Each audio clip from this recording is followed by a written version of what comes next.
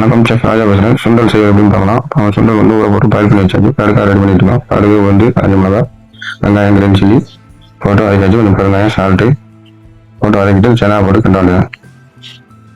தேங்காய்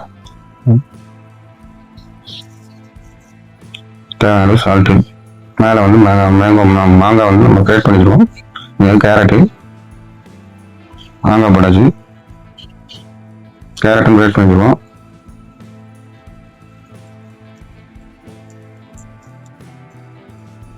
கேரட்டு மேலே போட்டு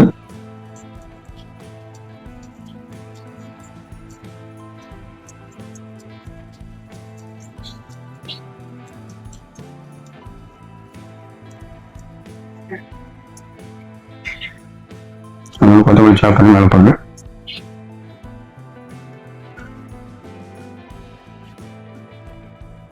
சாப்பிட டீ டேஸ்ட்டுக்கு சாப்பிட நல்லா இருக்கும். சுவையாக இருக்கும். என்ஜாய் பண்ணுங்க.